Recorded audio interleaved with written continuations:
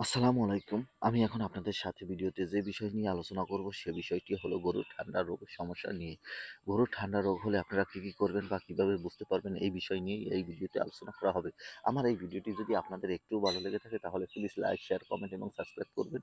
আপনাদের কোনো বিষয়ে যদি প্রশ্ন থাকে তাহলে আমাকে কমেন্ট করবেন। আমি পরবর্তী ভিডিওতে সেই বিষয়ে উত্তর দিয়ে দেব। আমার এই ভিডিওতে আমি যা আপনাদের বোঝাতে চাবো যে ঠান্ডার সমস্যা হলে আপনারা কী ট্রিটমেন্ট করবেন এবং কীভাবে বুঝতে পারবেন। সাধারণত গরুর ঠান্ডা বা লাগলে বা জ্বর হলে সাধারণত নাক দিয়ে পানি ঝরে, খাওয়া-দাওয়া বন্ধ করে দেয়, পশম খাড়া হয়ে যায়।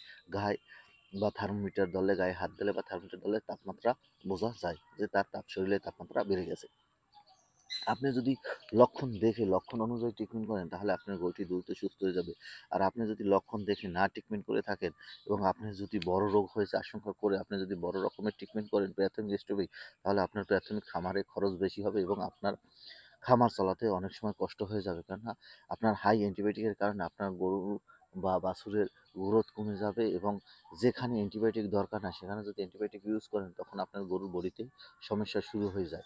এজন্য আপনারা সবসময় আপনার গরুকে ট্রিটমেন্ট করবেন লক্ষণ দেখে এবং আপনি যদি অভিজ্ঞ খামারি না হন, প্রাথমিক অবস্থায় থাকেন তাহলে আপনার নিকটস্থ একজন প্রাণী চিকিৎসকের পরামর্শ অনুযায়ী আপনার গরুকে ট্রিটমেন্ট করবেন এবং তাকে দেখিয়ে পর্যবেক্ষণ করে তারপর ঔষধ খাওয়াবেন। এতে আপনার খরচ কম হবে এবং আপনার গরুটি দ্রুত সুস্থ হয়ে যাবে। এছাড়া আপনি যদি বারবার একটা বড় রোগের লক্ষণ মনে করে আপনি যদি বেশি ঔষধ খান তাহলে আপনার গরুর খরচ বেশি হবে এবং আপনার গরু সুস্থ হতেও সময় বেশি লাগবে। এছাড়া যদি আপনার গরু যখন বুঝবেন যে আপনি কীভাবে প্রাথমিক স্টেজ ট্রিটমেন্ট করবেন। আপনার গরুর যদি ঠান্ডা লাগে বা তাপমাত্রা বেড়ে যায় এবং নাক দিয়ে সর্দি ঝরে, তখন আপনি ঠান্ডা নির্ধারণের জন্য যেকোনো একটি ঔষধ খাওয়াবেন। এরপর আপনি যখনই দেখবেন যে আপনার গরুর পেট ফাঁপ দিতে আসে বা পায়খানা করতেছে না, তখন পেট ফাঁপা বা পায়খানা করার জন্য যেকোনো একটা ঔষধ খাওয়াবেন। এরকমভাবে ঔষধ খেয়ে আপনারা ট্রিটমেন্ট করবেন। এর থেকে ১ থেকে ২ দিন টাইম নেবেন। এর মধ্যে যদি সুস্থ না হয় তাহলে একজন বিশেষজ্ঞ ডাক্তারের পরামর্শ অনুযায়ী আপনার গরুকে ট্রিটমেন্ট করবেন। এভাবে ট্রিটমেন্ট করলে আপনার গরু দ্রুত সুস্থ হয়ে যাবে এবং আপনার খরচও খুব কম হবে। এছাড়া আপনি যদি না বুঝে শুধু অ্যান্টিবায়োটিক ব্যবহার করেন তাহলে আপনার গরুটি রেজিস্ট্যান্ট হয়ে যাবে।